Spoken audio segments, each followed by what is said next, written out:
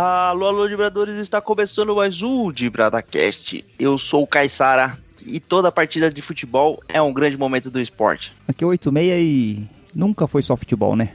É verdade. Aqui é o Aguiar e vou te falar, vou usar meu espaço para anunciar que tem pronunciamento do Anjo Caído no final. Eu acho que o Anjo Caído é a voz sensata desse programa. É o único. É isso aí, amigos Dibradores. Mais uma vez voltamos para mais um episódio sensacional. Eu, Aguiar 86, novamente vamos estar aqui para falar de grandes momentos do futebol, coisas memoráveis que aconteceram ao longo da história do futebol. A gente, claro, não vai conseguir abordar todas as coisas, afinal, o futebol tem mais de 100 anos de história, mas a gente separou algumas para compartilhar com vocês. Mas, caro Aguiar 86, eu quero saber, e também vou falar, qual foi a primeira experiência que vocês perceberam que o futebol é mais aquele esporte que a gente vê na televisão de domingo, ou que a gente joga com nossos amigos na escola? Qual foi a primeira vez que o futebol tocou o coração de vocês? Assim, um fato não muito agradável, né? Aliás, muito lamentável, mas assim, quando a gente é criança, né? Você começa a gostar de futebol, você começa a se identificar. E o futebol é muito daquilo que a gente, as emoções, né, de ganhar ou perder, né, daquelas coisas que a gente sente sempre. Mas assim, uma primeira experiência que eu tive do futebol, quando eu comecei a perceber que não era só futebol e tinha algo a mais, tinha outras paixões e a questão da violência foi quando teve aquela final. O Aguiar vai saber explicar mais, porque eu sei que ele é um pouco mais velho que a gente, então ele vai lembrar bem. Mas quando teve um jogo entre Palmeiras e São Paulo, entre os juniores, que teve uma pancadaria, Aguiar, teve até mortes. Foi na final da Supercopa. Supercopa de juniores? Foi assim, o mais engraçado, né, que teve a Copa São Paulo normal, e aí no meio do ano a Federação Paulista resolveu fazer essa Supercopa dos Campeões da Copa São Paulo, porém o Palmeiras, que acabou sendo campeão, se não me engano, não é isso? Era o único convidado que não era campeão. Teve esse torneio que foi fora de hora, fora de época, o tobogã tava em reforma, tava cheio de concreto, um monte de coisa lá, aí deu o azar de juntar e ir pra final duas grandes torcidas do estado de São Paulo, que é Palmeiras e São Paulo, e no fim dá aquela tragédia, que aquilo foi uma tragédia, né? Ao vivo pela TV, entendeu? A polícia estava em pequeno número, porque era um jogo de Copa São Paulo, não foi preparado tantos torcedores, que foi um outro erro da Federação Paulista junto com a Prefeitura de São Paulo, entendeu? Mas foi assim, um torneio totalmente desnecessário e aconteceu tudo isso. Pra quem não tá lembrando, né, que é um pouco mais novo assim, foi... Porque assim, o que mais chamou a atenção na época é porque foi um jogo de juniores. E assim, e duas torcidas grandes, foi o primeiro caso de briga de torcida do Brasil que terminou em julgamento. E foi a partir dessa situação que começaram a repensar as organizadas. Eu lembro que tinha uma discussão na época que falava assim, tipo, só culpando as organizadas, você tem que acabar com as torcidas organizadas, não sei o quê. É uma situação assim que eu lembro bastante, foi um momento bem impactante pra mim no futebol. Não sei se vocês lembram e se vocês têm outras experiências dessas aí. Eu não vou pra esse lance da violência, apesar que eu vi muito já violência no futebol. Os anos 90 foram pesados com a parte de violência. Um exemplo foi em 94, a torcida do Santos e a torcida do Vasco em São Januário, que não morreu nenhum torcedor santista, mas quase não aconteceu uma tragédia assim. Foi por muito pouco, eu acho. O Caissara deve ter ouvido falar dessa briga, até o próprio 86. Vocês lembram disso? Eu era muito novo nessa época. Mas assim, só teve um jogo Santos, só pra vocês entenderem, o jogo acabou até 0x0, se não me engano, ou 0x0 ou 1x1, eu não lembro exatamente o placar. Mas o Santos estava como visitante, entendeu? No intervalo do jogo, a polícia não deu conta de onde estava segurando a torcida do Vasco, que hoje tem grade, tem tudo. Antes, as torcidas nos anos 90 era dividida por corda, né? E o isolamento era feito pela polícia. Aí a torcida do Vasco foi pra cima da torcida do Santos, na torcida jovem, da sangue. Depois, e anos depois, através de um amigo do meu pai que teve naquele momento, né, do jogo, eu fiquei sabendo porque houve a briga, só para vocês entenderem. A torcida do Santos, a torcida jovem do Santos, ela tava lá com a faixa dela, tudo tranquilo. Quando deu um intervalo onde rolou a briga, eles esticaram uma faixa da Sangue Santista. Só que no último jogo, um jogo anterior, num campeonato anterior de Santos e Vasco, a torcida do Vasco entrou errado, não entrou no portão dos visitantes e caiu na frente da sede da Sangue. E parece que arrebentaram os ônibus da torcida do Vasco, o pessoal da Sangue Santista. Então, virou uma briga generalizada. Mas o motivo principal, segundo essa pessoa, foi quando esticou a faixa da Sangue, que a Força Jovem do Vasco viu, aí os caras não aguentaram, arrebentaram o cordão, arrebentaram tudo e foram em cima da torcida do Santos. Por isso que a confusão começou a partir do intervalo, entendeu? Assim, os anos 90 foram marcados com muita violência. Teve um jogo de Copa São Paulo que os caras conseguiram me colocar um Corinthians e São Paulo na Rua Javari. Precisa falar mais alguma coisa? Entendeu? E aí deu uma confusão também. Não foi ao ponto de Palmeiras e São Paulo, né? Mas deu muita confusão também. E assim, uma coisa é verdade. Por que a Copa São Paulo, os times grandes já não jogam mais nos seus estádios? Muita confusão, muita briga. Todo com a torcida do Palmeiras, torcida do São Paulo. O Santos, uma vez na Vila Belmiro, a torcida do Santos brigou com a torcida do Botafogo. Os caras, eu te juro, os caras arrumaram uma privada e tacaram no meio da torcida do Botafogo, cara. Juro pra vocês, sem brincadeira. Eu lembro desse episódio. Aí chega de bad vibe, vou compartilhar uma situação que me traz muita alegria, que é o fato Copa do Mundo. Porque a gente, como brasileiros, somos apaixonados por esse esporte, e Copa do Mundo fica tudo diferente, né? A gente tem a mania de enfeitar as ruas, colocar bandeirinha, vestir a camisa do jogo, se reunir quando era possível, evidentemente, né? Esperamos que na próxima Copa a gente já tenha essa possibilidade de volta, de se reunir com as pessoas que a gente gosta e tal. Então, a Copa do Mundo, principalmente a de 98, que foi a primeira Copa assim que eu já era um pouco mais velho, já conseguia entender mais as coisas, né? Tinha essa parada de você reunir, você assistir o jogo junto com os seus familiares e tal. E aí você vê muitas pessoas que nem gostam muito de futebol, que não acompanham o futebol no dia a dia, mas na Copa do Mundo motiva, as pessoas ficam mais vidradas, né? Então eu gosto muito desse espírito Copa do Mundo. Apesar que 98, né, não foi uma Copa assim muito boa pro Brasil, que a gente acabou perdendo na final, mas eu me lembro muito bem dos jogos, principalmente contra a Holanda, que foi um jogaço, enfim. Gosto muito desse clima de Copa do Mundo e acho que a Copa de 98 foi... Eu já gostava de futebol, né? Depois da Copa de 98, acho que foi aquele arrebatador pra mim. Eu vou aproveitar seu gancho, vou falar de duas Copas anteriores a essa, que foi a Copa de 90, que aí você falou do movimento em volta, né? O negócio de juntar com a família, a torcida, a bandeirinha, que isso aí é sempre bacana na Copa. Mas também as Copas do Mundo, várias Copas, né? Trazem seleções que, apesar de não ser campeãs, assim, elas ficam para a história, né?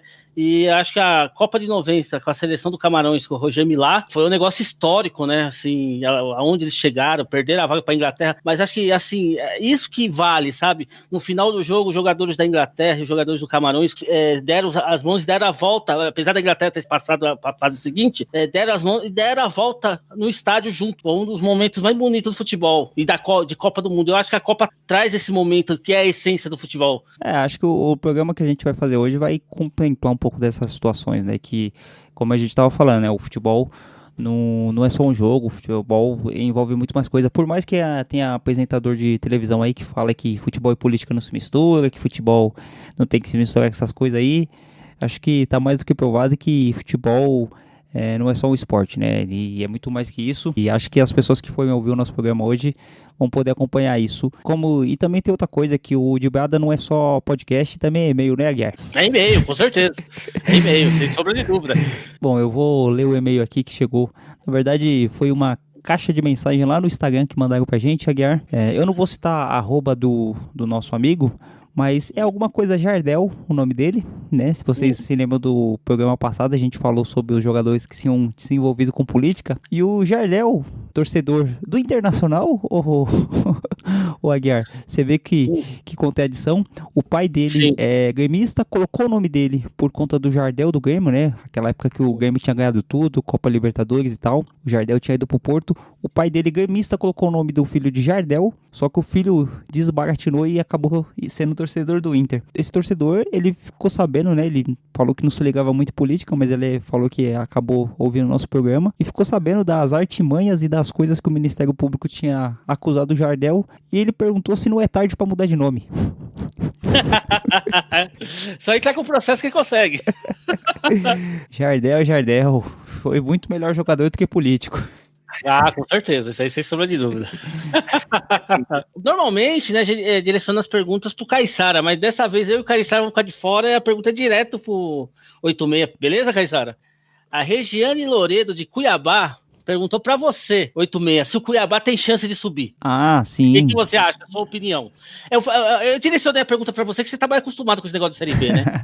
Então, vou passar a informação. Lógico que ela já deve saber da tabela, né? Porque acompanha o futebol. O Cuiabá, que é um time surpreendente, né? Ele chegou nas quartas de final da Copa do Brasil esses tempos, né? Ele perdeu pra quem esses tempos? Perdeu pro Botafogo, não foi? Não, Botafogo, ele tirou o Botafogo. Eu não lembro, meu, não lembro. Pergunta pro Caissara, ele é mais... O Cuiabá tirou o Botafogo e caiu pro Grêmio. Isso, caiu pro Grêmio. Tá certo. Vamos vingar o Cuiabá, não esquenta não. Então, falar pra Regiane que o Cuiabá tá bem aí. Tá com 44 pontos nesse exato momento que a gente tá gravando. Falar 44 graus, Cuiabá. Deve estar assim também. Mas segundo o ministro Pazuello, lá pra cima lá não tá fazendo tanto calor não, tá fazendo mais frio lá. Se vocês se lembram bem dessa declaração feita pelo ministro da Saúde, que nem da corda bamba. O governo todo na corda bamba. A gente não vê a hora de cair. Mas falando do Cuiabá, que tá com 44 pontos e com 44 graus também, tá bem perto, tá com o mesmo número de pontos do CSA, né? Só perde pelo critério de desempate. E eu aposto, vou falar pra Regiane assim, vou tomar os dons do Aguiar, incorporar a mediunidade e falar que o Cuiabá vai subir. Eu aposto também na subida do Cuiabá. Seria interessante um time do estado diferente na primeira divisão, né? Fala aí, Caissara. É sempre bom dar uma mudada aí, principalmente se cair time do Rio. Vai cair. Eu acho que vai cair os dois aí com certeza. Viu? Se trocar o Cuiabá pelo Fluminense seria uma boa, hein? O Fluminense esse ano não vai realizar o desejo da nação brasileira, não. Mas o Vasco e o Botafogo estão torcendo pra isso. Bom, Dibradores, então vamos lá pro nosso grandes momentos do esporte, que não inclui título da Série B, viu, 86? Não fica assanhada. É verdade. Boa.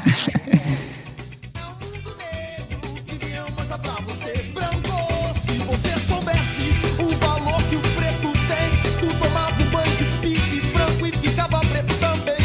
E não te ensino minha malandragem, nem tampouco minha filosofia, porque quem dá luz a cego é Bengala Branca e Santa Luzia. Ai, meu Deus, que bloco é esse? Eu quero saber. É o mundo negro que viemos mostrar pra você. Que bloco é esse? Eu quero saber.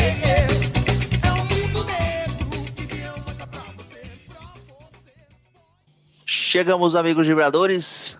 Vamos aí comentar algumas situações do futebol que trazem muita lembrança. Como a gente falou, a gente não vai conseguir abordar todos os assuntos. É um programa que a gente pretende fazer outros mais futuramente. Mas para esse primeiro a gente separou 10 momentos do futebol que a gente considera muito relevantes e vamos relembrar aqui com vocês. É isso aí. A gente vai falar sobre um fato marcante que aconteceu no futebol inglês. No dia 25 de janeiro de 1995, o futebol inglês viveu um dos momentos mais marcantes da sua história, uma voadora que entrou para a história, tem fotografia, quem quiser vai no YouTube ver, onde o Crystal Palace e o Manchester City estavam jogando e eles estavam empatando em 1-1, e o Eric Cantona, que é um dos maiores jogadores da história do Manchester, né, chamado Red Devils, os Diabos Vermelhos, o Anjo Caído deve gostar disso, tinha um torcedor na torcida do Manchester, um tal de Matthew Simmons. Ele era um torcedor filiado a um partido nacional, lá da Frente Nacional, que na Inglaterra é considerado um partido fascista, né? Um partido nacionalista, um partido chauvinista, né? Que a gente diz hoje, né? Que é o partido que ele tem algumas ligações com o nazismo, né? Essa questão de você ser contra a imigração, nacionalismo exacerbado. E esse torcedor tava gritando pro Cantona voltar pro país dele, tava xingando a mãe do Cantona, fazendo algumas declarações ditas racistas, ditas fascistas. O Cantona, como um cidadão polido, e o Cantona, para quem não sabe, é um jogador francês, né? A França que tem um histórico de imigração também, né? E o Cantona tava jogando num país estrangeiro, né? No caso, na Inglaterra. O Cantona, ouvindo aquelas declarações xenófobas, fez uma coisa que todos nós devemos fazer, que é respirar fundo, ficar tranquilo e dar uma voadora nesse filho da puta. O Cantona, ele deu uma voadora no jogador, no torcedor, aliás, e depois o Cantona, ele acabou sendo punido, né? A federação da Premier League lá acabou punindo o Cantona, ele ficou algum tempo sem jogar. Unido de boas intenções, né? Ter uma imagem de um jogador agredindo o torcedor não pega bem. É, exatamente. Mas assim, é aquela coisa, né? Podiam deixar o Cantona 1 ano sem jogar bola, que essa voadora entrou pra história. Parabéns, Cantona. Você tá no nosso time de brada, selos de brada de qualidade. E torcedor fascista se combate a si mesmo. Esse negócio de, assim, diálogo é bom? É bom. Tem que dialogar, você tem que falar. Mas quando um cara desse ficar falando esse monte de merda, Eu acho que aí já não tem que fazer nada não, tem que dar voadora mesmo. O que você acha, Guilherme? Tem que ser assim mesmo, cara. Não tem que dar boi não, porque os caras acham que só porque o jogador tá pagando ingresso, não sei o que, pode falar o que for pro jogador. Ainda um cara desse aí, envolvido com partido, essas coisas. O Cantona fez mais é que o certo. Tem que rachar a cabeça do peão. Esse vídeo é muito bom. Eu vou ver se quando a gente for postar esse programa no site, postar no feed, eu vou deixar as referências lá e quem quiser acompanhar, coloca lá. Eric Cantona voadora que vai ter no YouTube. Tem até um gif dessa voadora, porque ele fica indo e voltando, é muito bom de ver, assim. Quando você tiver nervoso, você coloca lá, porque fascista tomando voadora é uma coisa muito legal. E é aquele tipo caso que a pessoa se sente confortável, né? Acontece muito quando a pessoa tá na internet também, né? De ofender, xingar, sem dar chance da outra pessoa reagir, né? Porque com certeza esse torcedor nunca imaginou que um jogador de futebol iria fazer isso, né? Mas ele falou com um cara errado, né? Pegou o Cantona atravessado e tomou o que merecia. Que a gente não sabe, né? Mas o jogo devia estar pegado, 1-1, o cara querendo fazer gol, aí vem um cara da torcida. Porque assim, torcedor xingar jogador é uma coisa normal. Quantas vezes a gente não xinga jogador? Mas passa do ponto de quando você começa a levar pro lado pessoal. Eu acho que você xingar o cara porque ele é ruim, porque ele joga mal, ou alguma coisa assim, porque a gente sempre fala isso, é uma coisa normal, né? Você tá direcionando sua raiva ao jogador. Mas quando parte pra ofensa racial, de xenofobia, homofobia, isso aí já não tem desculpa, aí tem que ser na voadora mesmo. Você vai colocar o erro lá na hora de editar, mas eu vou te corrigir antes. Não é Manchester City, é Manchester United. Desculpa. Que, segundo o Caissara, é o maior time da Inglaterra. Não, jamais. Não, daria um programa só pra falar de Liverpool e Manchester United. Aí são dois gigantes do futebol inglês. Eu tenho uma queda pelo Liverpool, então eu fico com o Liverpool. Mas quem fala Manchester United não redondamente enganado, não. Serginho chegou no Hospital São Luís às 10h05 da noite e foi atendido por uma junta médica. Durante 40 minutos, os médicos tentaram reanimá-lo, mas não conseguiram. O jogador morreu às 10h45 da noite. Assim que a morte do jogador é anunciada, parentes e amigos de Serginho se desesperam.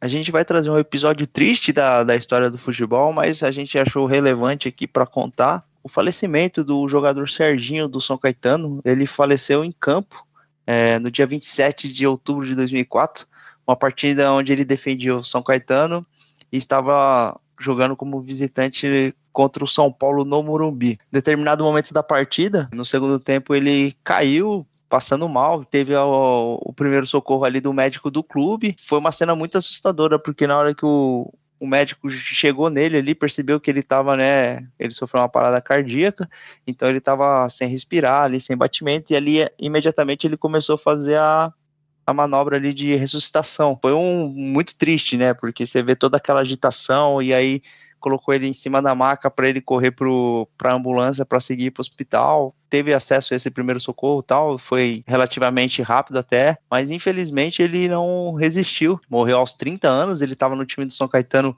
que tinha subido, né, na Copa João Avelange, tinha feito a final contra o Vasco, estava nesse time que passou alguns anos aí na elite do futebol brasileiro e teve essa trajetória interrompida diante dessa fatalidade. Isso foi com todas as dores, mas isso foi importante porque mudou a forma como os atletas fazem a preparação de pré-temporada hoje, né? Os jogadores, desde essa época e até hoje, eles passam por um processo de avaliação médica muito mais rigoroso do que antes desse episódio. Não, eu ia falar também que foi por causa dessa situação do Serginho, mas eu tô tentando lembrar o nome, que tem um aparelho que não tinha no dia. Agora isso, então, por causa dele, né, que no dia faltou no Morumbi, e foi uma aflição mesmo nessa final, esse jogo aí, porque eu tava assistindo em casa, não sei se vocês estavam acompanhando esse jogo também, e o desespero tanto do médico do São Caetano, o médico do São Paulo, até a ambulância entrar em campo para tentar levar ele, as dificuldades, infelizmente aconteceu a morte, tudo,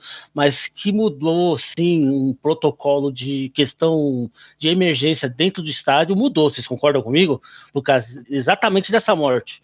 Aqui, acho que no Brasil mudou muito essa parte. Com certeza teve essa melhora em relação a isso, porque eu acho que o que faltava era um protocolo realmente, como você disse, né? E aí, através dessa fatalidade, infelizmente, foi desenhado, né? Porque foi algo muito impactante, assim, né? Uma partida de primeira divisão, dois times conhecidos na época. Eventualmente isso acaba acontecendo interior afora, no futebol amador isso acontece, mas quando acontece no cenário assim de primeira divisão, onde os times têm todos os recursos, né, todos os acesso a tratamento, a prevenção, é muito chocante essa situação, né? Então, eventualmente a gente acaba recebendo informação, ó, o jogador não tá afastado, que não vai poder jogar porque ele tá com alguma deficiência ali, algum comprometimento cardíaco, e aí ele é submetido a um tratamento, e aí acaba tendo a sua vida prolongada, né? Que é o mais importante.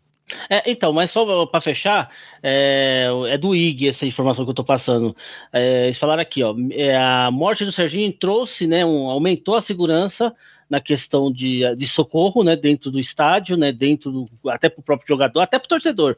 Mas, no caso do Serginho, nem o desfibrilador, né, que assim fala, salvaria o atleta. A reportagem está dando esse detalhe, que mesmo se tivesse o aparelho, ele não salvaria o atleta, entendeu? Mas, porém, foi um jeito de aumentar a segurança, né, nessa questão dos jogadores. E para o torcedor também, que acaba envolvendo todo o evento, né? Foi uma cena bem marcante e lamentável que aconteceu naquele jogo. Eu lembro bem de quando eu acho que eu tava assistindo esse jogo e o Serginho até ele começou a cambalear ali, ele esbarrou na perna do Rogério Ceni, não sei se vocês se lembram nessa época. Foi do grafite. Foi do grafite?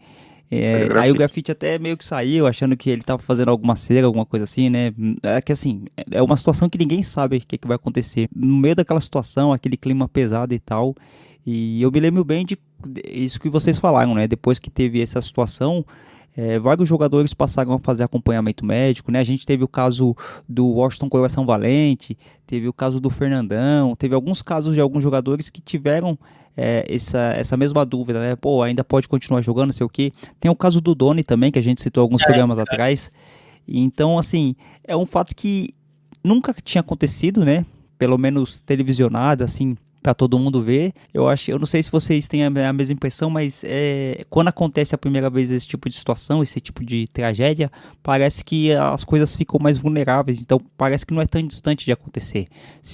Tanto hoje que quando um jogador cai em campo, acontece alguma coisa, o desespero é total, né? Manda enterrar médico, manda enterrar o preparador, porque ninguém quer voltar a viver uma situação daquela lá. E como a gente falou, né? É uma coisa que ficou bastante marcada na cabeça das pessoas, o Serginho caindo. E não sei se por coincidência ou não, depois o São Caetano, a gente já fez até uns programas, começou a decair bastante também, né? E eu só citar também, para não passar batido, também teve a morte do jogador do Camarões, né, numa Copa das Confederações. Vocês lembram disso? Sim, eu me lembro dessa situação, sim. O Marc Vivien Fouet, né, que a gente conhecia ele mais como Fouet, que estava jogando na Copa das Confederações. Só que eu só fiquei na dúvida de um detalhe, que eu peguei uma reportagem que agora, só para bater, né, só para passar como informação, foi antes do Serginho? Porque aqui tá falando 2003, mas eu tô achando que tá errado aqui, viu? Não, pode ter sido também, porque assim, não é uma coisa tão extraordinária jogadores falecerem em campo, né? Não que isso aconteça com recorrência, mas já aconteceu algumas situações, né? E até na época do Serginho, houveram algumas reportagens que falaram de alguns jogadores, né?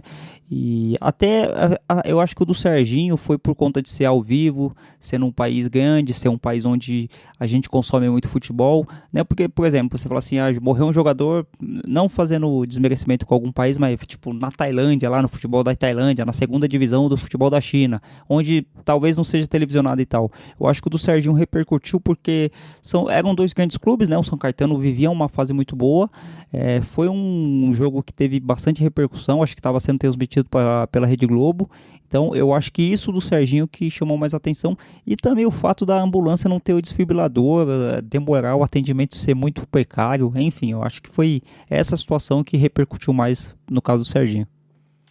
Só para fechar, isso mesmo, foi 2003, tá?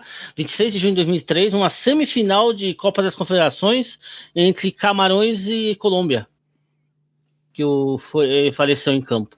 Tem até uma placa de tributo a ele no campo do Manchester City.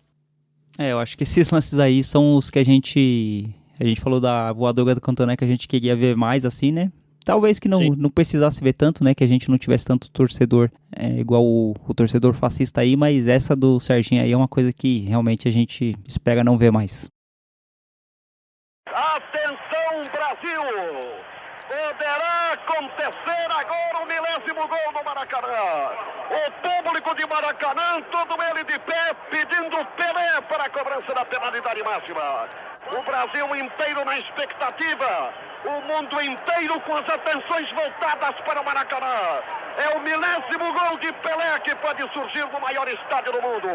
Andrade colocado no meio do gol. Prepara-se Pelé com as mãos à cintura. Até ele deve estar nervoso a esta altura, com todo mundo olhando para ele. Vai se preparar Pelé.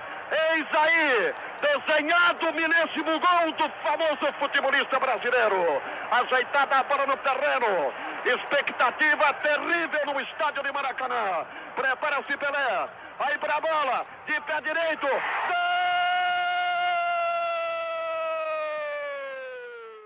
Então agora nós vamos para mais um tópico aqui, que é o 10º gol do Pelé, Caissara. Esse momento marcante desse rei do futebol, tanto pro rei, tanto pro nosso clube, né, de coração, que é o Santos. O que você tem para falar? Que eu complemento aí. Não, primeiro deixa eu passar a data, né, Caissara? Senão eu te quebro, né?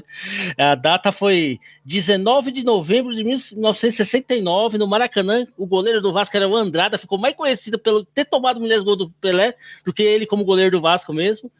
E foi um gol de pênalti, e o Pelé dedicou esse gol às crianças pobres. Fala aí, Caissara. Então, nenhum de nós estávamos presentes, né? Então a gente não existíamos ainda, então a gente não sabe como foi a repercussão, mas, a gente vê imagens, né, vê reportagens disso, e foi realmente algo, assim, grandioso, e ainda mais por se tratar do Pelé, né, que já era reconhecido como rei do futebol, já tinha aí feito 999 gols até esse dia, então ele estava no auge ali, vivendo um momento do suprassumo da sua carreira, e aí foi um momento especial, né, que foi um pênalti, onde todo mundo ia parar para realmente ver esse gol. Também é importante lembrar que a mensagem que ele passa, né, o Pelé, assim, ele não é um atleta, né, uma personalidade que foi muito ativa politicamente falando, mas nesse episódio todos os olhos estavam voltados para ele, e ele consegue tocar num tema muito importante na época, e até hoje continua sendo, né, que é cuidar das crianças, cuidar da infância, né. Nesse caso o Pelé mandou muito bem, eu acho que ele fez o gol mais importante da carreira dele, acho que acabou sendo esse, realmente, de trazer esse assunto tão importante, e aproveitando esse momento mágico da história do futebol, a história do Maracanã, né, foi um palco também muito emblemático. Acho que tem tantos elementos nesse gol positivo aí, que não tem como negar que talvez seja o gol mais importante da história do futebol. Uma coisa importante se destacar nesse gol do Pelé, além de ser o 10º gol do Pelé, né, tudo que envolve o Pelé fica engrandecido. Mas assim, o Pelé, como o Caissara falou, ele não é um jogador de se posicionar politicamente, ele é um jogador que às vezes ele até se esquiva de algumas situações polêmicas, né? E a figura do Pelé como jogador, ela é importantíssima, e como a gente falou no programa que a gente gravou com a Isabel, né? A gente tem que separar o Pelé do Edson, talvez ele mesmo se separa. Mas uma coisa interessante da gente citar nisso, é que se vocês observarem bem a data, aconteceu em 69, a gente estava vivendo na ditadura militar. A gente estava no governo Médici, que foi o governo mais violento e mais sagaz que a gente teve na ditadura, né? Foi um presidente sanguinário, né? Que acho que hoje deve estar sentado no colo do anjo caído. E o que acontece? Vou descobrir. E o que acontece? O Pelé, ele cita, no caso ali, ele só assim, pelo amor de Deus, olha o Natal das crianças, tem que olhar para os velhinhos, tem que olhar para as crianças passando fome, não sei o quê. A gente tem que entender que no período da ditadura, e tinha acabado de se instalar o ato institucional número 5, que era um ato institucional que tinha caçado os direitos políticos, tinha caçado os direitos civis, tinha a liberdade de imprensa. Então, quando você fala para olhar para as criancinhas, para olhar para os velhinhos, você está falando o quê? Que o governo atual não está olhando, porque você está cobrando isso dele. E uma coisa que a ditadura ela tinha era a situação de apaziguação, era de você falar que o país estava progredindo, que todo mundo estava melhorando e que não existia nada daquilo que as pessoas estavam reclamando. Então você não podia falar que o Brasil tinha pobreza, porque a ditadura militar tinha acabado com a pobreza. Eu estava lendo esses dias também que, por exemplo, o pessoal falava, você não podia falar de racismo no Brasil, porque a ideia da ditadura militar é aquela ideia da democracia racial. Não, aqui os negros, os brancos, os indígenas vivem bem, então não existe racismo, não tem por que você questionar o racismo. Então, até na ditadura militar, os bailes blacks que aconteciam aqui, principalmente em São Paulo, eram reprimidos pela ditadura, mesmo sendo festas de música.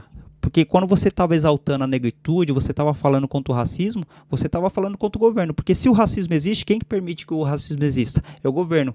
Então, quando o Pelé fala que as crianças estão passando fome, quem que está permitindo que as crianças estão passando fome? É o governo. E o governo que a gente sabe que é o governo da ditadura militar brasileira. Então, o Pelé, eu não sei nem se conscientemente ele quis enfrentar, né, a situação. Talvez não, mas foi um discurso importante e mesmo involuntário ali, ou voluntário, né? Seria até interessante a gente saber do Pelé, se foi uma coisa que ele quis só fazer mesmo, mas ele criticou o governo da ditadura e do mesmo jeito que a gente falou, né? Quem dá voadora em fascista é bom e quem critica governo ditatorial, quem critica governo que não é democrático, que se lasque também. Eu queria citar mais duas coisas que envolvem o Pelé, coisa rápida pra gente já mudar de tema, viu, Caiçara? Não sei se você assistiu, Caiçara, aquele filme do Santos, 100 anos de futebol e arte? Sim. Você lembra um trecho que o Caiçara... Ô, Caiçara, tô confundindo seu nome com o do Pelé, hein? Será que o futebol é parecido? O Pelé não joga mais, né? Talvez dá pra comparar se o Pelé jogasse hoje, né? Então vamos lá. Mas tem um trecho no filme que ele tá falando dos dias que antecede o 20º gol, né? 4 dias antes, no caso, no dia 15 de novembro de 69, o Santos fez um jogo com o Bahia lá em Salvador. E o Pelé falou que o jogo tava difícil, ele não conseguia fazer gol, né? Não conseguiu fazer o gol. O jogo foi placar apertado, foi 3-2 pro Santos, mas com aquele placar apertado. Aí teve uma hora que ele driblou o goleiro e chutou a bola pro gol. Aí o lateral do Bahia veio e tirou a bola na risca e chutou pra fora. A torcida do Bahia queria bater no lateral deles, mano, porque tirou o gol do Pelé. Aí o Pelé falou que foi muito engraçado esse momento. Não sei se você lembra dessa parte que ele comentou no filme. É aquele negócio, né? Todo jogo do Pelé que ele ia fazer quando ele tava com essa quantidade próxima aí, ficava aquela expectativa de fazer gol, pô, e querendo ou não, né, imagine para as pessoas que presenciaram o gol do Pelé no Maracanã, né, é uma memória que é guardada pro resto da vida, e no caso da galera do Bahia aí, eles, por mais que com certeza estavam torcendo pro Bahia, mas eles queriam que o Pelé tivesse feito o gol, que ia ser a partida do 1000º gol, né, então esse zagueiro aí deve ter tomado uns tapas na orelha até dos companheiros no É o arqueiro do rei, Pelé, 1000º gol, Pelé, o Deus do estádio. Obrigado, pelo amor de Deus, o povo brasileiro não pode esquecer das crianças. As crianças necessitaram as casas de caridade. Vamos pensar nisso. Não vamos pensar só em festa. Pelo amor de Deus, olha o Natal das crianças, olha o Natal das pessoas pobres, dos velhinhos cegos. Tem tantas instituições de caridade aí.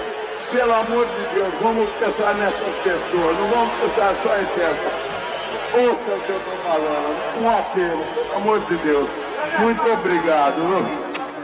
Bom, a gente acabou de falar, né, sobre o Pelé, né, ter feito o discurso do 1000º gol na ditadura.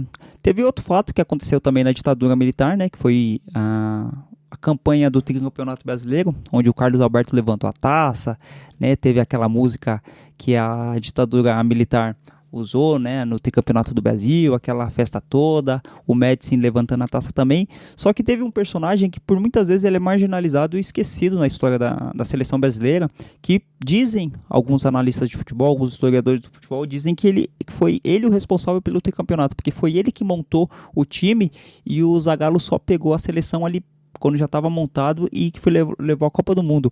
Esse técnico é o João Saldanha, também conhecido como João Sem Medo. Foi o cara que desafiou o Médici. Como eu acabei de dizer, o Médici foi um grandíssimo... O João Saldanha, ele era jornalista e ele era um analista de futebol. Eu não sei exatamente, né? A gente não pesquisou a fundo, mas parecia ser um analista que sabia muito de futebol. E tanto que ele era tão bom jornalista e analista que ele foi convidado para dirigir o Botafogo em 1957. E ele acabou na estreia do Botafogo, ele ganhou o Campeonato Carioca. Acabou passando por alguns clubes aí e ele continuou. E em 1969, o Brasil estava passando por uma crise e tal, e resolveram colocar o Saldanha lá para dirigir. Na época era a CBD, Confederação Brasileira de Desportos, né, Guilherme? Não era a CBF ainda. O que acontece? O Saldanha começou a escalar o time, começou a fazer as coisas. O Médici, que era o presidente do Brasil na época, o vulgo ditador, ele começou a fazer insinuações para o Saldanha chamar o Dadá Maravilha para a seleção brasileira. Porque o Dadá Maravilha tinha que jogar, porque fazia muito gol e não sei o quê. O Saldanha um repórter perguntou pra ele, falou assim, o que você acha do médico falando pra você convocar o Dada Maravilha, não sei o quê. O Saldanha acabou falando assim, olha, o presidente escala o ministério e quem escala o time sou eu. Resultado, Aguiar, Saldanha é afastado da seleção, quem dá o lugar para ele, quem toma o lugar dele é o Zagallo.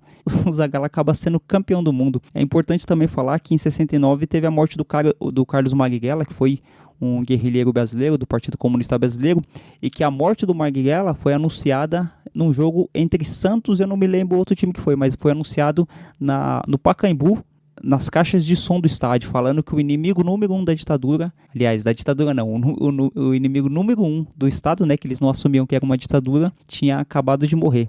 Que eles falaram que o terrorista Carlos Marighella tinha que morrer. E, por coincidência, o Saldanha também tinha militado no Partido Comunista quando era mais jovem, né? Então, o Médici acabou afastando ele por conta disso aí, por causa desse posicionamento. Então, o Saldanha tem essa parte importante aí do futebol brasileiro. E muitos dizem que se ele tivesse continuado no Brasil, o Brasil poderia ter ganhado com facilidade também, porque foi ele que montou o time da Copa de 70. Aquele time de 70 lá até eu, né? Traria o Careca, pô. Aquele time de 70 era só assistir mesmo, pô. Sacanagem. É igual o Oswaldo de Oliveira, campeão do mundo em 2000. Mas a gente tem que admitir que o Saldanha, no auge da ditadura militar, ele fala assim, ó, o Médici escala o ministério e eu convoco a seleção. Assim, a gente tem que lembrar que vários artistas famosos tinham ido para fora do Brasil, tinham sido exilados. O Vladimir Herzog tinha sido assassinado pela ditadura militar. A gente vivia o auge da violência. O Fleury estava matando à torta e à direita. Assim, então, o fato do cara ser técnico dessa seleção não isentava e não blindava ele para possíveis violências que ele poderia sofrer. O cara falar que o cara, ó, você escala o seu ministério aí que eu escalo minha seleção, o cara tem culhão, né? Ah, com certeza, hein?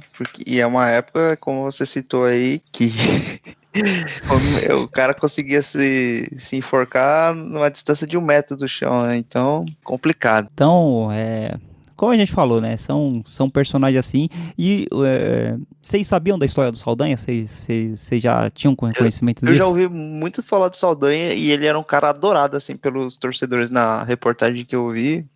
Um outro jornalista estava comentando e ele era uma personalidade do esporte, né? Que ele chegou a ser comentarista, né? Jornalista e depois foi treinador.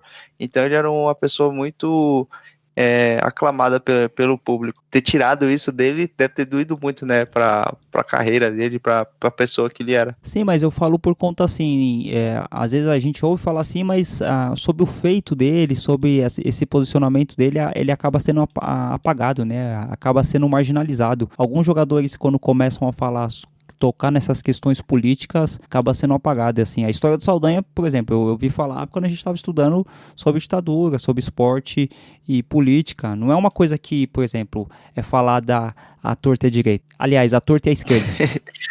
É verdade. Então, Caiçara e 86, a gente falando de ditadura, agora vamos falar ao contrário, da democracia, mas da democracia corintiana. O que vocês acham disso? Que é um feito, né, no meio da história do Corinthians, que teve o grande líder, o Sócrates. A democracia foi em 1980. O que aconteceu? Jogadores como Sócrates, Vladimir, Casagrande e Zenon instituíram um movimento ideológico maior para a história do futebol. E dentro desses movimentos era a participação maior dos jogadores referente a negociações e tudo de salário, ao fim das concentrações, ou pelo menos diminuir a concentração, entre outros assuntos. O que vocês sabem aí da democracia corintiana? Então, como a gente estava falando, né, a gente emendou um assunto no outro falando desse período da história do Brasil, da ditadura. É importante a gente destacar que, assim, tudo que era contrário à ditadura era taxado como comunista, como esquerdista e tal. E, assim, a democracia corintiana foi um momento importante, mas qualquer movimento de subversão, de insurreição, era tido como uma coisa ruim. Então, por exemplo, ninguém estava falando que o Sócrates, o Zenon, o Casagrande queriam instalar o Partido Comunista Corintiano. Mas o fato deles começarem a questionar alguns posicionamentos já eram tidos como errados. Então a democracia corintiana foi muito importante para mostrar que esse fundamentalismo, essa arbitrariedade, tanto do governo quanto das instituições do futebol, estavam erradas. Então, porra, você pega jogadores que nem esse, que começaram a questionar esse tipo de movimentação, é muito importante. E ainda mais por ser o Corinthians, que, assim, o Corinthians, a gente brinca, né, não gosta do Corinthians, tem as rivalidades, mas o Corinthians realmente é um time do povo, é um time que tem uma torcida operária, tem a sua origem operária. A torcida Gaviões da Fiel é uma torcida de 69 e a torcida Gaviões da Fiel foi uma torcida que também lutou muito contra a ditadura militar, tanto que até hoje é uma torcida considerada com ideais de esquerda. Então, assim, democracia corintiana foi um momento histórico. Para a fotografia do futebol tem aquele lance do Sócrates, né, com o punho cerrado para cima, né, uma fotografia icônica aí do Sócrates. Enfim, democracia corintiana, assim, eu vou até indicar o Caissari 86, tem o Triplete Podcast, né, o Alan que já participou aqui com a gente, eles fizeram um programa inteiro sobre a democracia corintiana. Quem quiser acompanhar, eu vou deixar até o link aí no post, mas assim, a democracia corintiana, a Gaviões da Fiel, né, assim, importantíssimo. Tirando todas as rivalidades que a gente tem, foi um movimento importantíssimo pro futebol e pro nosso país. O slogan deles é ganhar ou perder, mas sempre com democracia. Sim, é porque é que nem a gente fala, né? Você tá na ditadura, você fala em democracia, é quase um palavrão, né? Assim, a gente vive desde 89 uma suposta democracia, né? A gente não vai entrar nesse mérito aqui, mas democracia pra gente é muito normal, né? Democracia, né? A vontade do povo, a vontade da maioria, né? Todo mundo tem a voz. Você falando isso num governo ditatorial, onde você não tinha eleições diretas para presidente, é um pouco forte, né?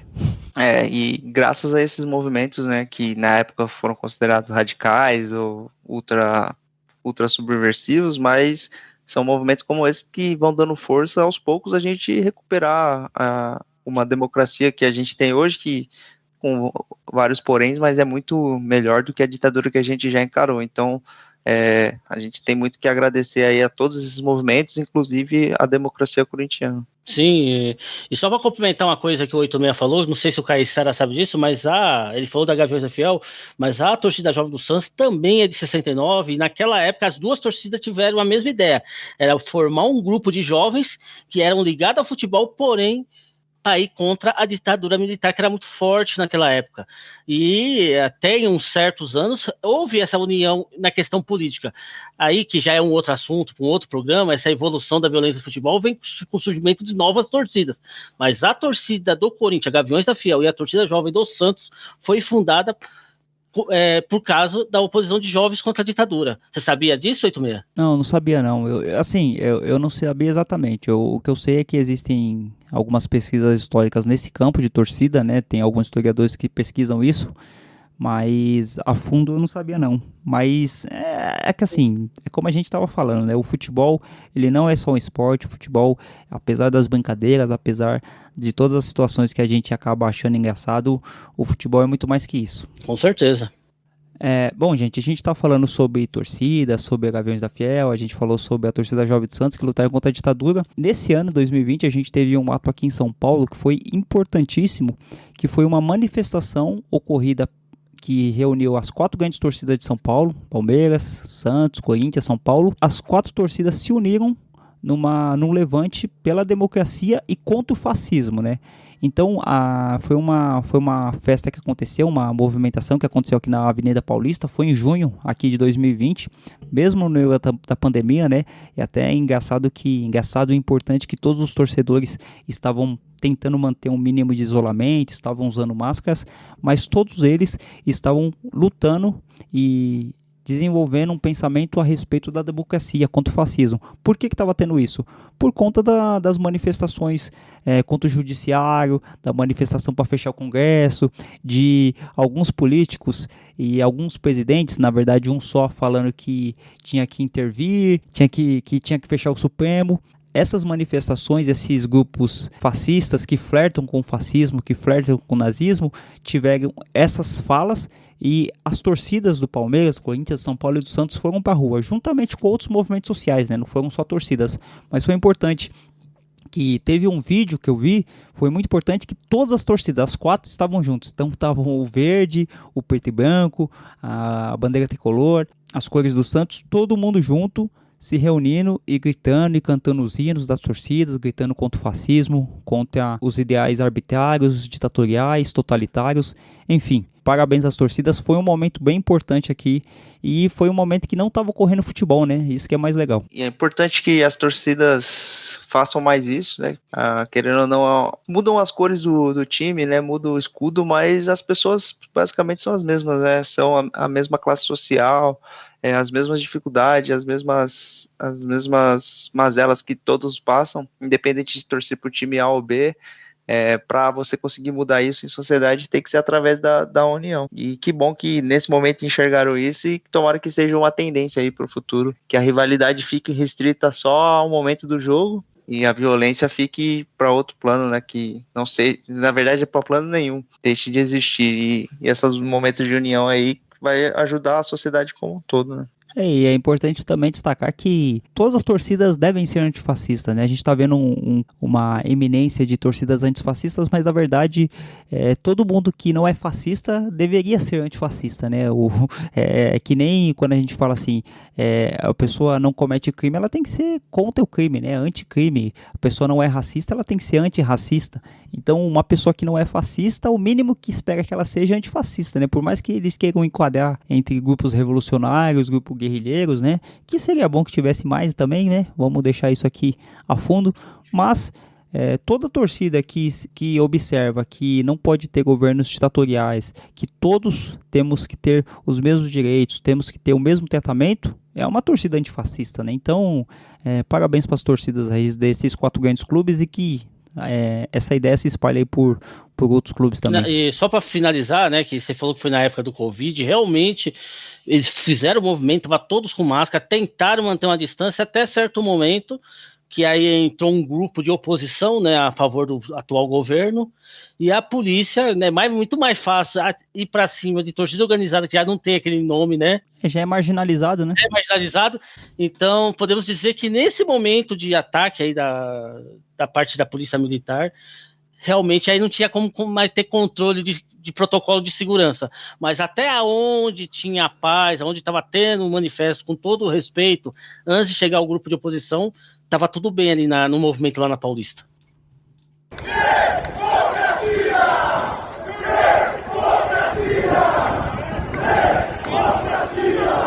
Kaysar Aguiar, a gente vai falar agora de um jogador que ele foi o primeiro e até agora único jogador africano a ganhar o prêmio de melhor jogador do mundo. No caso, é o liberiano George Weah, que ganhou no ano de 1995 o prêmio da revista da France, né, de melhor jogador do mundo, e também o da FIFA. Ele tinha acabado de ganhar o Scudetto lá, que é a Copa Italiana. Ele tinha arrebentado no Paris Saint-Germain 3 anos antes, ficou 3 anos no Paris Saint-Germain, arrebentou. Em 95 ele chegou no Milan, ganhou a Copa Italiana, foi artilheiro do time e ele era conhecido como Diamante Negro, né? Parecido com o que a gente tem aqui, o Leônidas da Silva, ou Rei Leão. Enfim, o George Weah, ele é o principal jogador da Libéria até hoje, tanto que hoje ele é o presidente da Libéria. Assim, um fato muito importante é que até hoje ele é o único jogador africano que foi considerado o melhor jogador do mundo. Muitas pessoas dizem que o Eto'o poderia ter sido, né, na época que o Eto'o jogava no Barcelona, mas até hoje o George Weah é o único jogador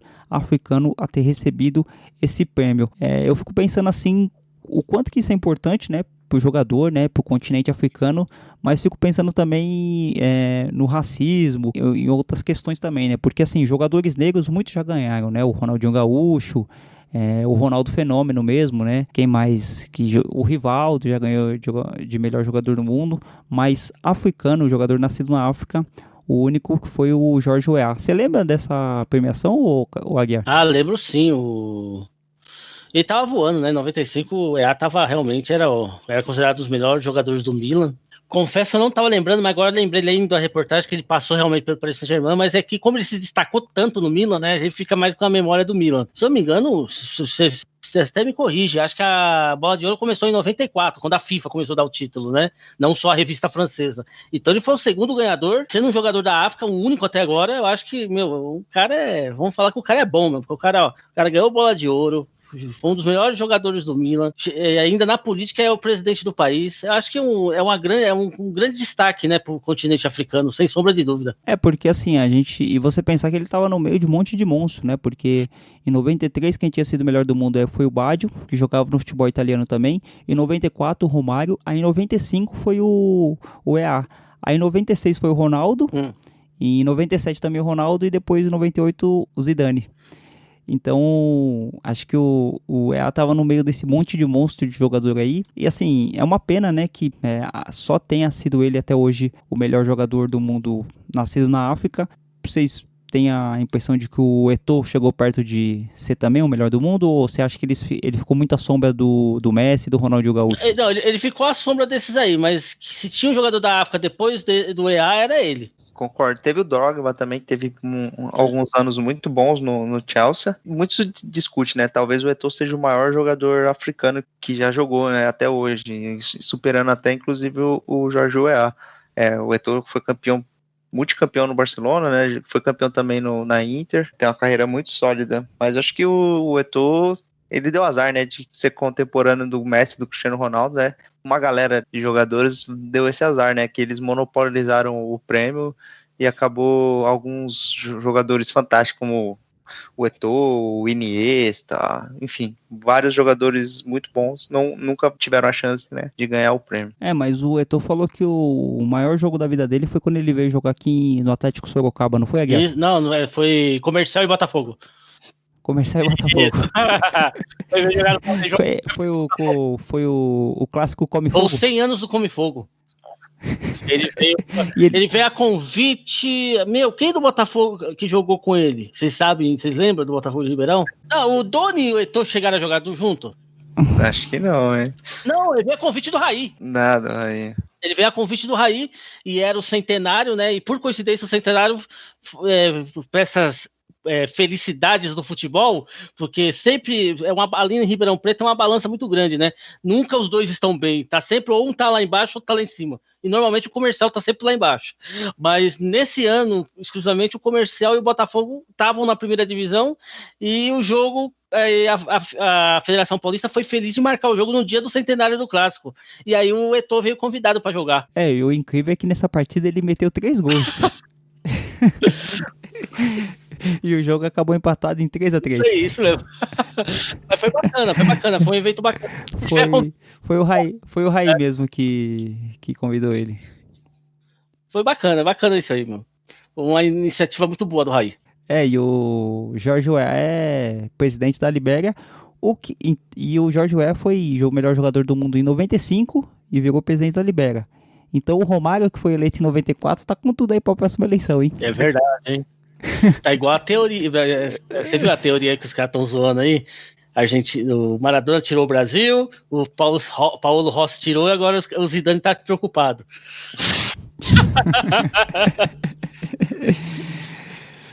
Ahí la tiene Maradona, lo marcan dos, pisa la pelota Maradona, arranca por la derecha el genio del fútbol mundial, y es el tercero a tocar para Borruchaga, siempre Maradona, genio,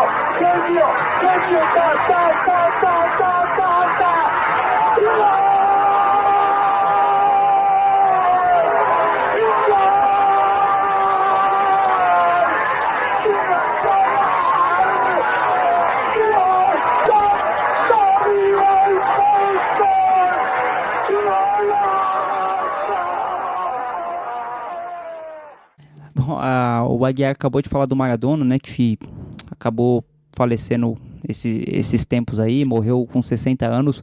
O Maradona, assim, a gente vai ter que fazer um programa especial do Maradona. Nem sei se a gente tem gabarito para isso, né, porque vários podcasts já fizeram isso. Até estava começando a ouvir esses dias o Fronteiras Invisíveis do Futebol, que eles fizeram um especial do Maradona. Enfim, o Maradona como pessoa, como jogador, excepcional, com todos os seus defeitos e as suas qualidades, era um cara excepcional. Mas o Maradona, ele começou a ter essa imagem de Deus em 86, né? O Maradona jogou a Copa de 82, mas ele não foi tão bem. Em 86, o Maradona, nas quartas de final contra a Inglaterra, a Argentina venceu por 2-1, e o Maradona, além de ter feito o gol mais bonito de todas as Copas do Mundo, ele também fez o gol da mão de Deus. E só que assim, quando a gente fala desse jogo, a gente está falando sobre um contexto histórico, né? Porque em 82 teve uma guerra entre Argentina e Inglaterra, a Guerra das Malvinas, né? Para quem puxa o saco da Inglaterra fala que é Falklands, onde tem um arquipélago ali no meio do Atlântico. A Argentina fala que é dela e o Reino Unido falava que era dele. Teve essa guerra, né? A gente não vai entrar em pormenores dessa guerra, mas o que aconteceu foi que a Argentina, em conflitos bélicos, tomou um pau da Inglaterra, né, que tem um poder de guerra maior, é um país com uma força maior também economicamente, e estava vendo o auge do liberalismo ali, né, com a Margaret Thatcher, acabou vencendo a guerra. A Argentina acabou perdendo mais de 600 soldados, né? Foi uma guerra bastante violenta. E o que aconteceu? Na Copa de 86, o destino conspirou para que a Argentina viesse a enfrentar a Inglaterra e o Maradona acabou com o jogo, né? Fez a mão de Deus. Por que isso é interessante por fato histórico, né? Um país que tinha acabado, um país pequeno, né? Perto da gigante Inglaterra. Também pequeno jogador, né, até ali meio desconhecido, acabou com a Inglaterra, acabou com a hegemonia. A Inglaterra, os inventores do futebol, acabaram perdendo num estádio Azteca, que é um estádio também indígena, né, da Copa do Mundo do México. Então o Maradona acabou com a Inglaterra, acabou com a hegemonia da Inglaterra. E assim, não é que ela vingou a Argentina, né? Porque você não pode vingar 600 mortes, você não pode vingar o transtorno e a depressão que é você perder uma guerra e perder vidas, né? Mas esse momento pro futebol foi enriquecedor e o Maradona, com a mão de Deus, foi aí que ele se tornou Deus. Você lembra dessa Copa, Guerra? Eu lembro vagamente, eu tava começando assim, eu tava gatinhando no futebol, né? Mas eu lembro de alguns jogos dessa Copa do Mundo. Brasil perdendo para a França, e esse jogo, claro, não esqueci que meu pai assistiu até, e é esse jogo que tem o famoso A Mão de Deus, né, que ficou para a história do futebol. A Argentina ganhou aquela Copa muito merecida, viu, gente? Na boa, a Argentina merecia muito, o Maradona voou nessa Copa. Assim, eu não fazia essa associação, né? O jogo da Mão de Deus e o gol da arrancada foi no mesmo jogo, né? Foi uns dois gols dele. Foi. Essa partida, ela sintetiza a carreira do Maradona, assim, né? Se você puder colocar a carreira de um jogador em uma partida, acho que nenhum jogador consegue representar tanto em uma partida, né? Que tem o gol mais genial da carreira e o gol mais famoso pela questão da malandragem aí, dele ter falado que foi a mão de Deus. Na época não tinha o VAR, então o gol valeu, contou, foi o gol da classificação. Então, assim, você tem muito da carreira do Maradona nessa partida, né? Nesses dois gols famosíssimos e importantíssimos também, né? Porque alguns jogadores fazem gols geniais assim, mas em partidas de campeonato normal, o Maradona fez na Copa do Mundo e, porra, conta muito porque ele ainda foi campeão, né? Chegou no final e a Argentina se sagrou campeão. Então, essa partida, essa Copa sintetiza tudo que o Maradona fez no futebol. Por ter sido também no estádio da Copa do Mundo de 70, né? O 70 foi no México também, não foi? Aí 86 também foi no México? Foi 16? Foi. Ia ser em outro país, aí acho que foi no Peru, se eu não me engano. Aí deu zico, e aí eles mudaram pro México, que já tinha uma estrutura assim pronta para receber. Então, também, estádio do México, também um estádio, né, que remete a uma questão indígena, né? Os aztecas, que foram colonizados também. Enfim, a carreira do Maradona, como o Caissara sintetizou bem aí, é sintetizada por esse gol, por essa história. O Maradona, jogadorzaço, uma personalidade ímpar. Quem é a Inglaterra pra falar alguma coisa, né? A Copa do Mundo que eles ganharam também, se tivesse o VAR, eles não teriam ganhado também, né? Eu trago verdades. Você acha que o gol do Maradona, aquele gol daquela arrancada, compensou, assim, justificou o gol de mão dele?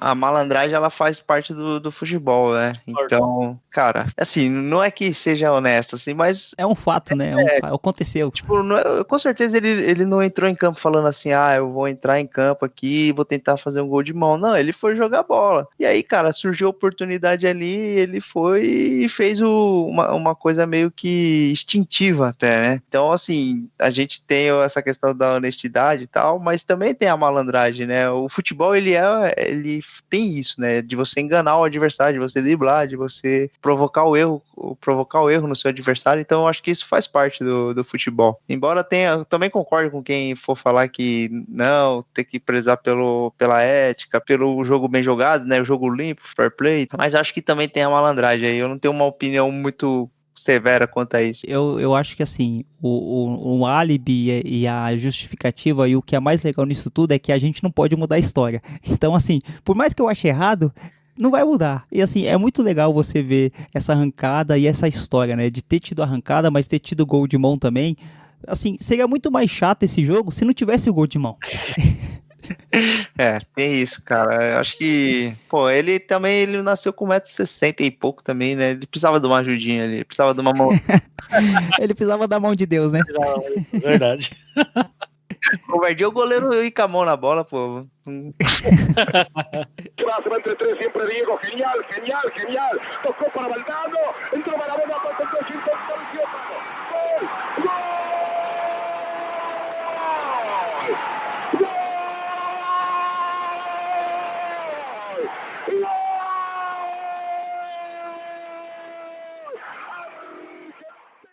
A gente chega a mais um tópico importante aqui da nossa lista. A gente teve em 2020 uma partida entre São Paulo e Corinthians no Brasil, falando a primeira paralisação por gritos homofóbicos por parte da torcida. Como a gente está numa situação, quando tinha torcida, né, nos estádios, em clássicos aqui em São Paulo é jogo único, então a torcida do São Paulo estava proferindo gritos homofóbicos. O árbitro da partida, o Daron, ele paralisou a partida, né, chamou os capitães, chamou o delegado da partida, né, informou que se os gritos não fossem interrompidos, né, se a torcida não parasse de ter essa atitude, a partida seria suspensa. E aí, com a ajuda dos capitães ali, a torcida parou de fazer isso, e aí teve um movimento que ganhou força no futebol nacional, que foram praticamente todos os times publicarem em suas redes sociais, fizeram campanha contra gritos homofóbicos. A gente até falou de racismo em algumas situações, e a homofobia é também uma forma de discriminação. Então a gente, há algum tempo no futebol, a gente já vem tendo bastante rejeição a esse tipo de comportamento em relação à questão racial, e agora a gente começa a ter também com a homofobia, que também é muito importante, né, porque o ambiente do futebol ele tem que ser um ambiente acolhedor para todas as pessoas, né, de diferentes raças, etnias, sexualidade, enfim, tem que abraçar todo mundo. E que legal que está começando esse movimento. Em 2020, aqui no Brasil, a gente teve essa primeira paralisação. É uma coisa que já vem sendo tratada, a gente meio que ignorava isso, a gente não falava muito. Algumas torcidas têm aquela mania de gritar, na hora que o goleiro vai bater o tiro de meta, gritar bicha e tal, e isso não pode mais, né? Nas partidas vão começar a ser interrompidas, que é o primeiro passo aí para a gente ter isso sendo deixado de lado, né? É importantíssima essa situação. E assim, para deixar de falso moralismo, né? A gente do Dibeda aqui, né? A gente, apesar de não ter uma quantidade de programas gigante, a gente já tem 5 anos gravando, né? Vai fazer 6 anos daqui a alguns meses. E assim, quem ouviu os programas antigos vai ouvir muita piada homofóbica que a gente fazia, algumas piadas machistas e algumas coisas assim. A gente não tá aqui pra falar que tem que ter esses deslizes. A gente vai começar cometendo. Lógico que tem coisas até hoje que talvez algumas brincadeiras que a gente faça hoje que daqui a algum tempo sejam consideradas ruins, estejam desconsideradas em desuso. Mas assim, essa questão de homofobia, de racismo, assim, nesse caso específico de homofobia, era uma coisa até tolerada no meio do futebol, né? Até quem fala, não, racismo não pode, mas homofobia é coisa do futebol, acontece não sei o quê. E assim, não tem como acontecer mais, assim, já acabou, já perdeu a graça, é uma brincadeira que não, assim, se teve graça um dia, já perdeu. Nem era pra ter, mas assim... A gente tem que parar com o discurso de antigamente acontecia e não tinha problema, né? Sei lá, antigamente você tinha um carro, você levava as crianças no chiqueirinho, você vai continuar fazendo isso hoje? Tipo... O professor fumava na sala de aula, enfim, não tem mais desculpa. A gente aqui do Dibada já fez muita discurso besta, discurso idiota, e assim, a gente não tá querendo moralizar agora, mas assim, não vai ter mais. E assim, e tá certo mesmo, homofobia no futebol, racismo, isso aí já tem que acabar, gente. Já era isso aí, não tem mais brincadeira. Até as brincadeiras que a gente tinha com São Paulo, né, tipo, o São Paulo é isso, os Bambi não sei o que, tipo, é uma coisa assim, não é nem que assim, a gente é politicamente correto, é uma coisa que assim, se você pensar bem, não tem mais graça, assim, tipo, o Vampeta fazia isso, os jogadores faziam isso, faziam, mas não se faz mais hoje, não tem mais graça. Parabéns pro Daron, que teve essa atitude, que nem vocês estavam falando no começo, né? Quando tá na torcida, quando tá num monte de gente, é mais fácil a gente aderir a esse tipo de discurso. Então, assim, não seja idiota em coletivo e não seja um idiota individual. Estão deixando o campo. É um momento histórico. O 8 de dezembro de 2020, tomara que entre para a história como o dia do basta. Porque nós hoje chegamos ao ponto mais baixo, mais rasteiro, mais inadmissível da intolerância, da estupidez entre as relações humanas. Uma autoridade, a gente já viu de tudo, e tudo é desprezível, tudo é repugnante, tá? Todos os episódios anteriores que nós vimos são repugnantes e são graves, são inaceitáveis. De jogador ofendendo jogador racialmente, de torcedor proferindo ofensa racial, de xenofobia, de todo tipo de intolerância que vem, sabe-se lá da onde, de dentro desses seres humanos. Mas hoje foi pior. Hoje a gente conseguiu. Se alguém duvidava que era possível chegar num ponto mais baixo, a gente chegou hoje, porque uma autoridade, um árbitro, o quarto árbitro, ele é uma autoridade, ele é o cara que está ali para aplicar regras, para aplicar a lei do jogo. Um quarto árbitro ofender racialmente um jogador é de dar nojo. Olha o nível, cara, que nós estamos. E ainda vai ter gente dizendo que não existe racismo no mundo, que não existe intolerância no mundo. Tem gente que tem a capacidade, o cinismo, a petulância de negar o óbvio, de negar a realidade que está diante dos nossos olhos, que a gente vê todos os dias, que a gente vê nos estádios, que a gente vê no shopping center, que a gente vê no farol, que a gente vê em qualquer lugar. Tá aí, é pra esfregar na cara de quem acha que isso é discurso político, de quem acha que isso é balela, de quem acha que isso é conversa fiada. Quem não sente na pele, fica muito mais fácil falar em conversa fiada. Sinta na pele, perceba os episódios que nós estamos vendo todos os dias. Recentemente a gente teve a partida entre PSG e Istambul, onde a partida estava no primeiro tempo e a partida foi interrompida por uma ação dos jogadores dos dois times. Teve um episódio que o juiz se referiu, na verdade o quarto árbitro se referiu a um membro da comissão técnica do Istambul como aquela pessoa negra ali, ele fez de forma pejorativa, né? Pejorativa. Os jogadores começaram a cobrar o árbitro principal que ele retirasse o quarto árbitro, e aí ficou num impasse muito grande. Teve o jogador Dembaba, que foi bem assintoso na cobrança, ele falou: quando você se refere a uma pessoa branca, você não fala fulano é branco. E por que você falou fulano é negro? Então, teve uma cobrança muito forte, os jogadores se recusaram a continuar a partida com o quarto árbitro em campo, e eles se retiraram, foram pro vestiário, o jogo não aconteceu, né? Nesse dia, a partida foi remarcada, aí trocou a comissão de arbitragem e o jogo continuou. Então, a gente teve esse episódio, assim, muito importante, que mostra que já passou, né, também de tolerar, né. Há algum tempo atrás teve episódio de torcedores jogarem bananas em campo, o Daniel Alves num episódio desses ele comeu a banana e a partida continuou rolando, mas acho que já está mais do que claro, esse momento do futebol que a gente fazia vista grossa para racismo acabou, né. Então que essa atitude seja permanente, aliás, que ela possa prosseguir, a gente tenha cada vez menos episódios como esse, né, até o ponto de zerar. A gente sabe que é uma luta diária, né? Lutar contra o racismo é uma coisa que tem que ser feita dia a dia, mas a tolerância tem que ser zero mesmo. Se tiver episódio como esse, se o futebol não é para todos, né, como a gente vem falando, ele não é o futebol, então não pode ter partidas em episódios como esse, né? Tem que parar de fazer vista grossa mesmo. O importante e o destacado nessa situação é que os jogadores saíram de campo, né? Porque, como você citou, né? Teve o caso do goleiro Aranha, né? Que a menina xingou ele, o caso do Daniel Alves. Assim, se a gente for numerar, existem várias situações com jogadores brasileiros que jogam em vários países, né? Tem o caso do Tyson esses dias que estava jogando lá na Ucrânia e ele saiu. Teve até jogador, quando começou a reclamar, eu não me lembro do jogador, mas o juiz deu cartão amarelo ou falou para ele não ficar reclamando. Assim, essa situação de todos os jogadores saírem de campo e se recusarem a jogar mostra que, assim, pode ser da comissão técnica, pode ser o árbitro, pode ser a torcida. Quem ofender vai ter que parar o jogo. Porque, assim, quando você... Porque nem o Daniel Alves lá, quando jogava banana, ele comeu, assim... Até as pessoas começaram a falar assim, foi até de maneira bem humorada, assim, né, a situação, né? Porque ele levou de boa, mas é aquela situação, né? Até quando que a gente vai fingir que não existe? Até quando que vai continuar as partidas? Então, essa situação foi importantíssima de todos os jogadores saírem de campo e não aceitar. Então, assim, como a gente tá falando, assim... Homofobia não cabe mais, racismo, essa situação é uma situação que tem que parar. Os jogadores têm que sair de campo mesmo. Torcedor racista, torcida racista tem que ser... um torcedor xingou e só foi ele. Não, a torcida inteira tem que ser punida. Teve grito homofóbico, a torcida inteira tem que ser punida. Porque quando você pune todo mundo, os que acabam fazendo, eles vão ser denunciados por aqueles que estão ali juntos dele. Porque quando você se isenta, quando você se cala diante de uma situação dessa, você está sendo conivente. Então, parabéns para os jogadores do Istambul, do PSG. E assim, a luta é diária, como o Caissara falou. E assim, não tem que aceitar. Como a gente falou, futebol é um esporte popular, é um esporte de massa, e ele tem que abranger todo mundo, independente de quem você seja. Aliás, assim, eu acho que só fascista e nazista que não pode ser do futebol. Aí tem que ter uma voadora.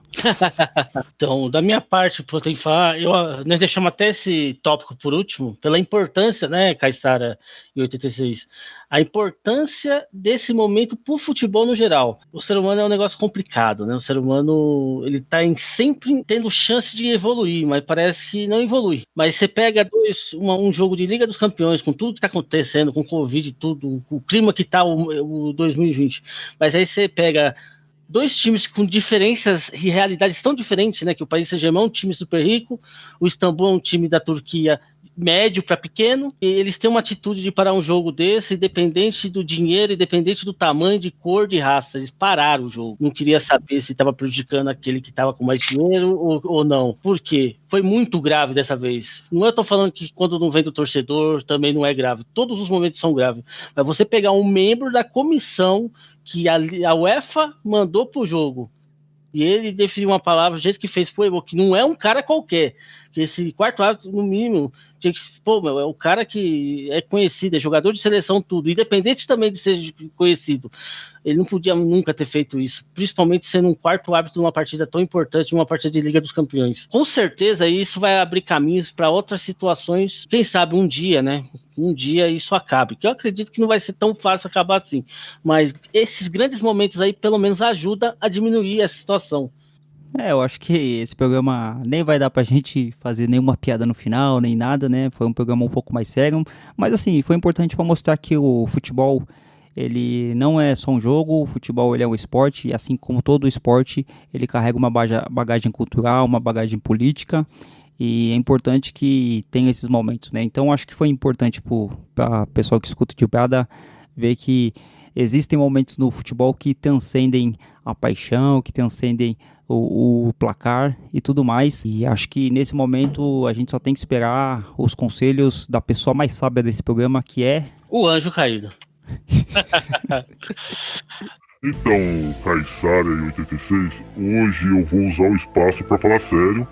Eu sou um personagem fictício aqui do programa, né? O Anjo Caído. E também sou muleta para muitas religiões de pessoas que não, podemos dizer assim, que não sabem justificar seus pecados, seus erros e joga a culpa em cima de mim. E eu aproveitei esse gancho aí do que aconteceu nesse jogo aí da Liga dos Campeões, porque acho que nenhum ser que é para ser considerado um ser mau como eu seria tão ignorante, tão estúpido, um ser tão idiota, não cabe mais adjetivos aqui para falar, do que o ser humano. Então eu só queria falar isso pra vocês, nem eu com todo esse ar que vocês sabem que é o mal que envolve em cima da minha história, eu acho que nem eu era capaz de ser tão ignorante, tão burro e tão estúpido como o ser humano é.